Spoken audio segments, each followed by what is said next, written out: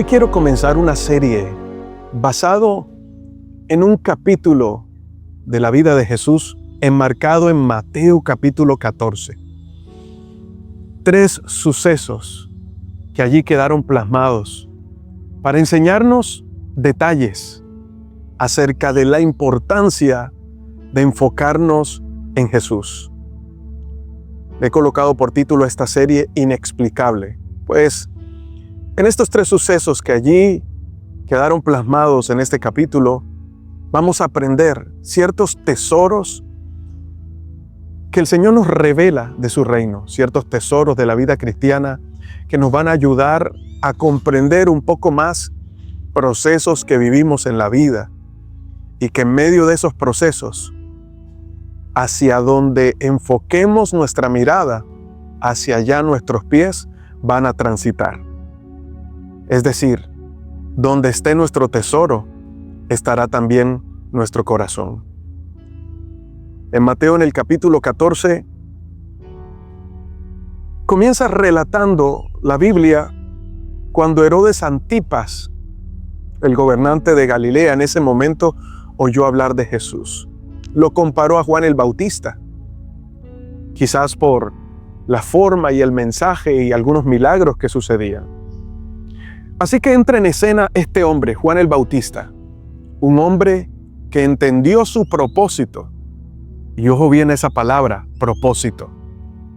Propósito es lo que le da sentido a nuestra vida.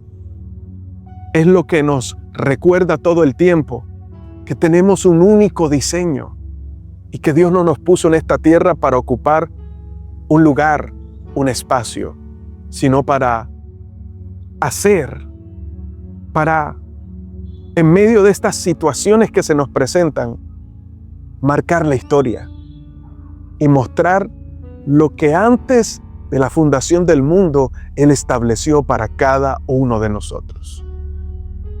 Te decía que Juan el Bautista entendió su propósito. Y parte de ese propósito fue preparar el camino para que la gente pudiera estar atenta a cuando el Cristo fuera manifestado. Sin embargo, en una de esas predicaciones de Juan el Bautista, que entre otras cosas era primo de Jesús, comenzó a hablarle a Herodes Antipas de que lo que él estaba haciendo con la que había llamado su esposa o su compañera no era correcto. Estaba en adulterio. Sin embargo, estas personas se llenaron de rabia contra Juan el Bautista. Nadie le gusta que le saquen los trapitos al sol. Sin embargo, la idea de Juan el Bautista no era avergonzar, sino llevar a las personas a un verdadero arrepentimiento. Lastimosamente, cuando compartes la palabra y muchas veces las personas se sienten que estamos violando su espacio personal porque la palabra los está examinando y les está haciendo volver en sí, no se sienten bien, así que se sienten acusados, se sienten aludidos. Así que la mujer de este Herodes Antipas le pidió a Herodes la cabeza de Juan el Bautista. Y como él le había dicho, pídeme lo que quieras a su hija y yo te lo daré, la hija le pidió la cabeza de Juan el Bautista incitada por su madre. Así que Juan el Bautista terminó siendo degollado. Lo tremendo de esto y al punto en el que voy es a reflexionar, mis amados amigos, cuál es nuestra actitud al momento en el que tenemos que enfrentar una pérdida. Porque al ubicarte en el contexto de esta historia, nos vamos a el verso 13.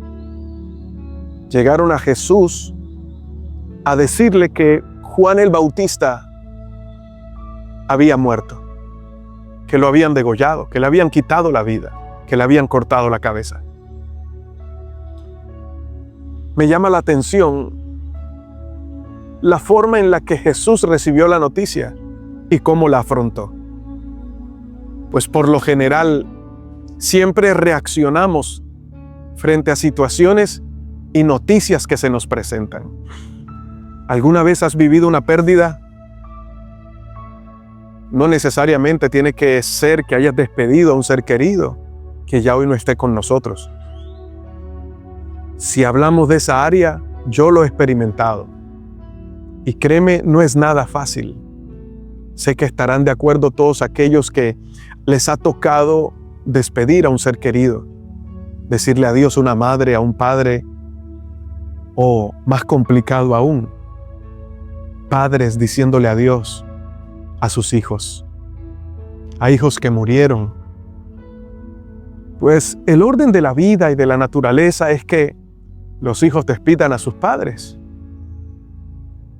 Eso hasta tiene un nombre, ¿cierto? Se les llama huérfanos. Pero el que un padre despida a sus hijos no tiene nombre. Sin embargo, ¿qué hacer? ¿Qué hacer cuando la vida nos da un golpe duro y se presenta lo que pudiéramos llamar como una pérdida? Otras pérdidas pueden ser algo económico. He escuchado el testimonio de personas que estuvieron a punto de quitarse la vida porque económicamente quedaron en la ruina, quedaron sin nada. Así que hay varias clases de pérdidas. No sé cuál estarás viviendo tú, pero lo que te quiero llevar al entender que es algo inexplicable, que no tiene explicación el proceso que estás viviendo hoy, fue lo mismo que Jesús sintió. Entonces en Mateo 14:13 dice, en cuanto Jesús escuchó la noticia, salió en una barca a un lugar alejado para estar a solas. Yo me pongo en los zapatos de Jesús en esos momentos. Sí, era el Hijo de Dios, pero Jesús también sentía dolor. Ahora, la Biblia no expresa de que Jesús empezó a llorar, renegó contra Dios, empezó a cuestionarse por qué tuvo que haber sido mi primo Juan el Bautista, porque Jesús lo amaba. Era parte de su familia. ¿Cuál fue la reacción de Jesús? Se montó en una barca y se fue a un lugar a solas. ¿Pero a solas a qué? A orar. Él entendió que en sus fuerzas un golpe tan duro era difícil de sostener. Así que necesitaba el aliento del Padre. Hay momentos en la vida que sí o sí van a ocurrir, mis amados amigos, y que no tienen explicación. Quizás estás pasando por uno de ellos. O quizás lo viviste hace poco y todavía te estás preguntando, ¿por qué a ti? Esas preguntas que solemos hacer por dolor. ¿Por qué a mí, Señor? ¿Por qué? ¿Por qué si me porto bien? ¿Por qué si voy a la iglesia? ¿Por qué si estoy bien con mi familia? ¿Por qué esta calamidad? Esa respuesta no tengo hoy para ofrecértela. Pero sí puedo mostrarte cuál es el camino que deberías tomar para tener consuelo en tu vida. Y para entender que antes de un por qué, hay un para qué. Así que Jesús se fue en una barca solo porque Él quería retirarse a hablar con su Padre, a orar. Lo primero que tienes que hacer o que deberías hacer al afrontar una pérdida, algo que te sucedió que es inexplicable, es buscar a aquel que te puede consolar. Bienaventurados los que lloran, porque serán consolados. Tratar de indagar y buscar respuestas en los momentos de crisis es hacerte un mal a ti mismo, porque no lo vas a entender. Es pelear sin ningún sentido. Terminarás enojado con Dios, sin recibir ninguna respuesta. Pues, entre otras cosas, mis amados amigos, la muerte para Dios no tiene el mismo significado que para nosotros. Para nosotros parece que es dejar de existir. Nos vamos de esta tierra, nos vamos de este mundo. Pero para Dios, morir no es dejar de existir. Es una transición en el que dejamos este cuerpo y disfrutamos de la eternidad que Él puso dentro de nosotros. Cuando despedimos a un ser querido que se ha ido con Cristo en su corazón,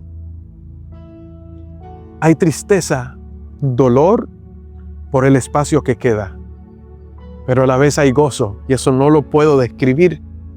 Solo lo vivimos, lo podemos experimentar, porque entendemos cuál es nuestra verdad.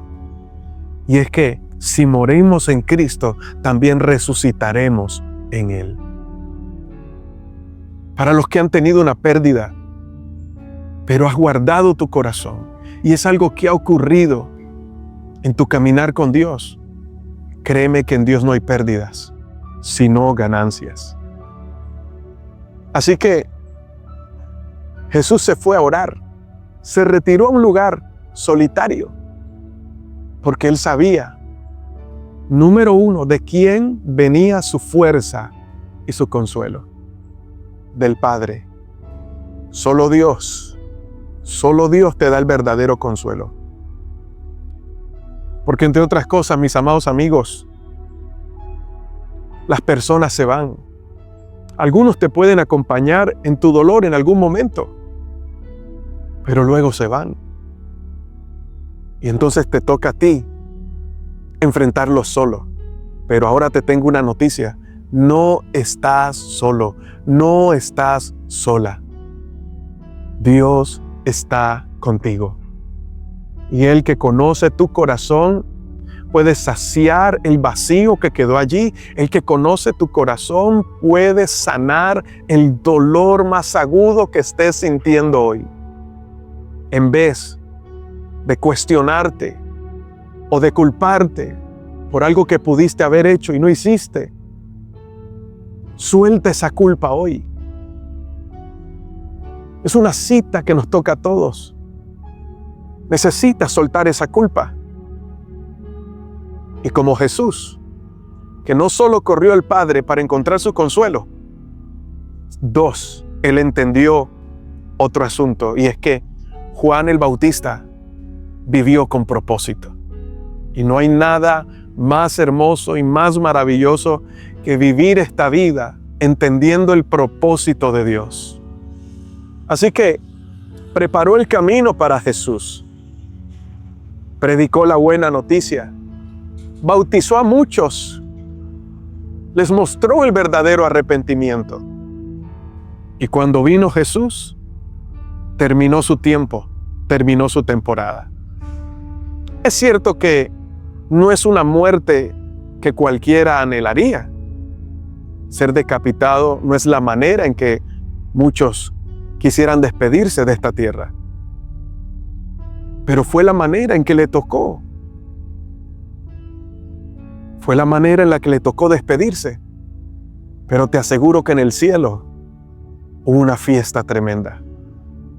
Mis amados amigos, vive la vida con propósito. Jesús encontró el consuelo en el Padre. Estaba determinado a seguir avanzando. Y en su vida le tocó despedir a muchos. Fíjate, Él tenía el poder para resucitar, pero también entendía que es parte del proceso de la vida y que hay tiempo para todo. Hay un tiempo en el que puede alguien resucitar, pero hay un tiempo en el que es necesario morir. Juan el Bautista se despide, pero entendió que lo hizo con propósito. Vivió y disfrutó lo que Dios tenía para él. Hoy, quizás es el momento de soltar.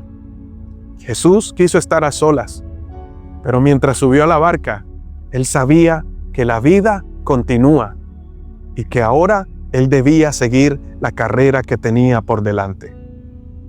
¿Lo vas a hacer tú? Hoy es importante que sueltes ese luto.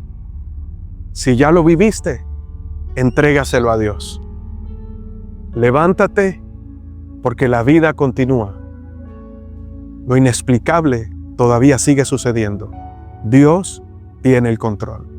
Padre, te doy gracias por esta palabra, por esta serie que nos permites comenzar. Ayúdanos a entender y trae claridad a nuestra mente y a nuestro corazón para que lo que está escrito en este texto se vuelva vida para nosotros y venga consuelo, aliento, sanidad, fortaleza en el nombre de Jesús y libertad. Eso es lo que produce tu palabra. En el nombre de Jesús, amén y amén. Hoy te habló tu pastor y amigo Elías Hoyos.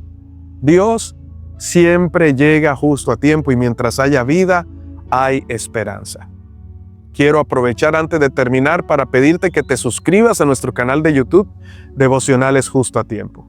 Y segundo, agradecer a aquellos que se van sumando a estos 500 amigos en el Plan 500 para la compra del terreno, para la fundación y para la iglesia.